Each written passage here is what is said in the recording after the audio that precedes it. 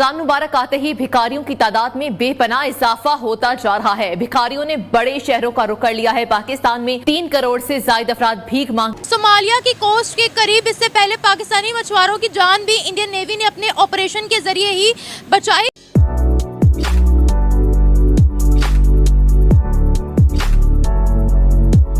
जो कि पाकिस्तान के शहरियों के मुंह पे तमाचा है कि हालात इस वक्त ये हो चुके हैं।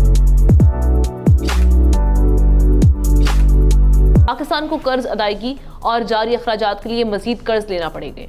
कर्जों के बोझ से छुटकारा बड़ा। अगर हमारी जान उन्होंने बचा दिया है फिर भी हम कहेंगे कि ये नफरत है, ये झूठे हैं, ये झूठे ही हैं। ये इंडिया को फ़र्क नहीं ज़्यादा पड़ता, वो इतनी दुनिया में तजारत कर रहा है कि वो आप करें या ना करें उन्हें कहना चाका ही कोई नहीं। ऑपरेशन के लिए C-17 विमान से मार्कोस कमांडोज को कमर्शियल शिप पर उतारा गया, जिसके बाद लुटेरों को सरेंडर करने के लिए बाध्य होना पड़ा। की वजह यह है कि इस वक्त इंडिया के इंटरनेशनल वाटर्स में बहुत ज्यादा प्रेजेंस है और पाकिस्तान जो उसके मुकाबले में कुछ भी नहीं है। भारत की जो अब ये नई हिकमत अमली है कि पाकिस्तान उनके बकौल भारत के लिए बिल्कुल मैटर नहीं करता। 70 सालों के अंदर वो मुल्क अपनी डिप्लोमेसी करता करता कहां चला गया और हम दुश्मनी करते और हम अभी दुश्मनी करते करते यार ये काफर की प्रोडक्ट है, ये इंडिया की प्रोडक्ट है, ये इसराइल की प्रोडक्ट है। और यार तुम लोगों के पास एक इसराइल या इंडिया के मुकाबले की प्रोडक्ट है। तकरीबन 14 लाख की फौज है, लेकिन 8 लाख जो है वो एक्टिव मिलिट्री के लोग हैं। पाकिस्तान के पास कुछ 6.5 लाख एक्टिव पर्सनल है। ठीक है जी।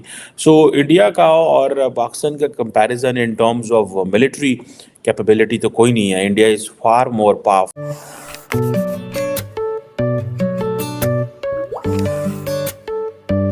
नमस्ते, जय हिंद। दोस्तों, आज के समय भारतीय नौसेना दुनिया को लगातार बड़े बड़े संकट से बचा रहा है, सोमालिया के लुटेरे को कंट्रोल करके। हाल ही में जो तस्वीरें सामने आ रहा है, भारतीय नौसेना के सामने सोमालिया के लुटेरे घुटने टेक रहे हैं। आपने भी 3 से लेकर 4 महीने के अंदर लगातार ये खबरें सुनाई होगा कि भारतीय नौसेना अरब महासागर में समुद्री लुटेरों को भगा भगा कर मारा है।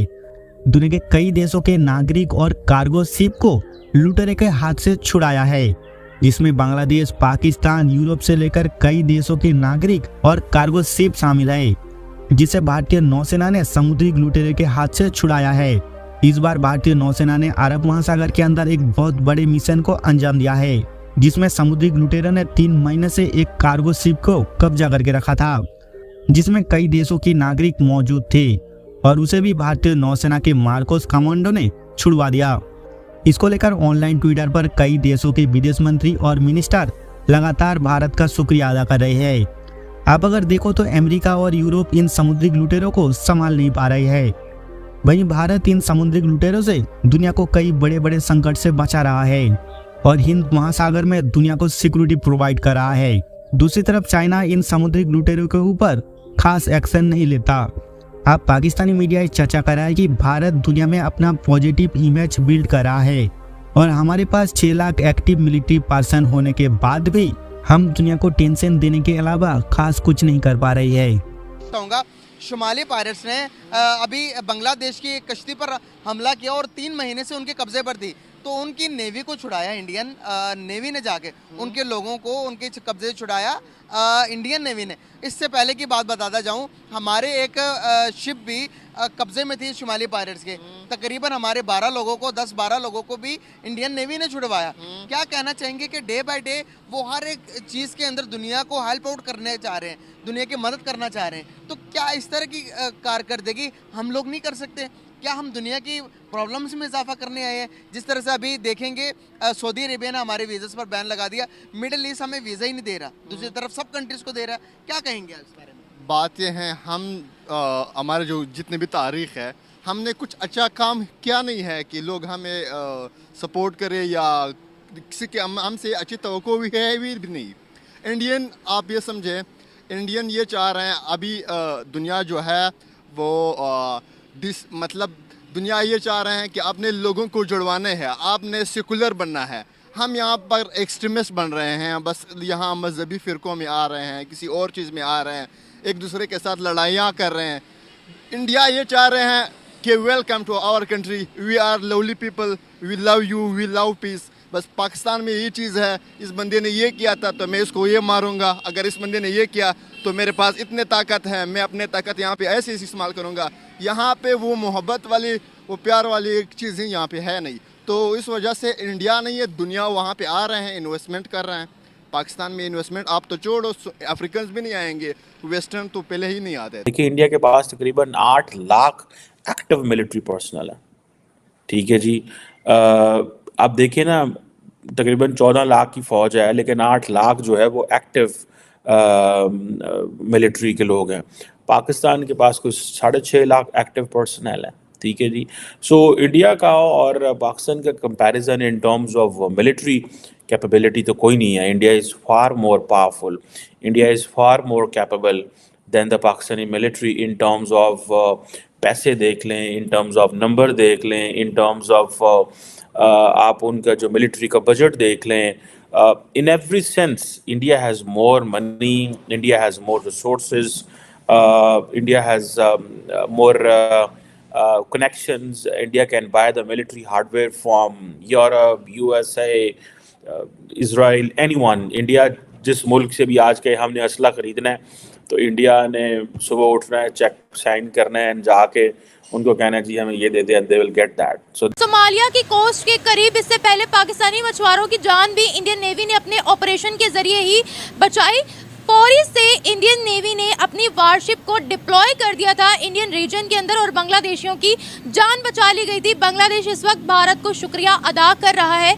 आए बढ़ते हैं अवाम की जानिब, उन्हें इस खबर के बारे में बताते हैं। इंडियन नेवी की एक्टिविटी, जितना इंडियन नेवी एक्टिव है इस वक्त इंडियन ओशन के अंदर, क्या कहती है पाकिस्तानी अवाम इस बारे में। पिछली दफ़ा जब इंडियन नेवी ने जान बचाई थी हमारे मछुआरों की, तो एक थैंक यू तक नहीं बोला गया था। अब इंडियन नेवी बहुत से ममालिक की जान बचा रही है, बड़ी एक्टिव नजर आ रही है। उन्होंने जान बचा दी है बांग्लादेशियों की, अभी भी ड्रामा कर रहे हैं क्या? वो ये ड्रामा है किसी की जान बचाना? ड्रामा करते हैं, उनके बड़े फरेब हैं।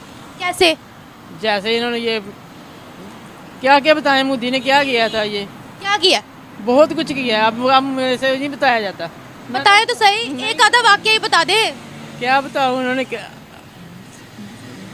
बात करके मुकर जाते हैं। वो हर कुछ करते हैं, लेकिन हमला करते हैं, सारा कुछ इस कश्मीरियों को मारा, क्या कुछ किया। कश्मीरियों को तो वो आगे पहुंचा रहे हैं। नहीं पहुंचा रहे, वो खत्म आगे निकल गया कश्मीर। खत्म कर रहे हैं, खत्म कर रहे हैं सारा कुछ। खत्म किया, कितने मुसलमानों को वहाँ पर खत्म किया? कितनी आबादी कम हुई है वहाँ मुसलमानों की? बहुत ज्यादा कम हुई है। ये तो से ट्रिपल हो गई है। फरेब हो रहा है सारा कुछ। कौन सा फरेब? ये जो फरेब कर रहे हैं ना, कुछ बताते हैं करते कुछ हैं। इनके बांग्लादेश निकलना चाहिए, कभी इतबार नहीं करना, कभी इतबार नहीं करना। अगर हमारी जान उन्होंने बचा दिया है, फिर भी हम कहेंगे कि ये नफरत है, ये झूठे हैं। ये झूठे ही हैं, ये बस अफवाह है और कुछ भी नहीं है। हम इस लायक है कि हम मुसीबत में फंसे हों और हमारी कोई मदद ना करे। फिर मैं तो यही कहूंगी कि हम इस लायक है, जब उन्होंने एक नेकी की है, हम कह रहे हैं कि वो झूठे लोग। नेकी की है, हमने देखा ये अफवाहें हैं। ये डाटा है, हमारे मछुआरे वापस आए थे, उन्होंने बचाया था, यरगमाल बना लिया था हमारे मछुआरों को। बनाया होगा, लेकिन मुझे नहीं यकीन। अब जो बांग्लादेशियों की उन्होंने जान बचाई है, इस बारे में आप क्या कहेंगी? मेहरबानी होकर बचाई है तो, लेकिन इनमें भी उनका कुछ होगा। क्या होगा ये तो बता दे। ऐसा इसके पीछे भी उनकी चाल है। उनकी चाल है, बिल्कुल ऐसे नहीं। साजिशी लोग हैं वो, बहुत ज्यादा। ये शुरू से साजिश ही करते हैं। क्या साजिश किया ये बताएं? थोड़ा कुछ किया। पाकिस्तान जब बना उन्होंने क्या कुछ किया? क्या किया? लोगों को मारा, अब भी मारे हैं। बच्चे को अगवा कर लेते हैं, फिर उनको क्या क्या कैद, मेरे चचा खुद कैद हुए थे। इसलिए कुछ किया कि जब उनको पूछते थे ना कि क्या हुआ आपके साथ, तो बता नहीं सकते थे कि हमारे साथ क्या हुआ। लेकिन इतने मेरे चचा रो रहे थे। आपके चचा कौन थे? मेरे चचा मोहम्मद अली। मोहम्मद अली थे, वो कहाँ कैद थे? वो इधर इंडिया वालों ने किया था, जब पाकिस्तान और इंडिया ने जंग छिड़ी थी ना। अच्छा। तो ऐसा कुछ किया था कि खाने को वो क्या देते थे कि मैं बयान भी नहीं कर सकती। ये कब की बात है, कौन सी जंग की बात है? ये 1947 की बात है। 1947 की बात। पाकिस्तान आजाद हुआ जब। हाँ, देखें वो आज़ादी का वक्त था। उस वक्त मुसलमानों पर, हिंदुओं पर, सिखों पर, तमाम लोगों के खून बहे थे, किसी एक कम्युनिटी का नहीं बहा था। बहा तो था, लेकिन अब भी उनको नहीं है, अब भी नहीं है कर सकते वो।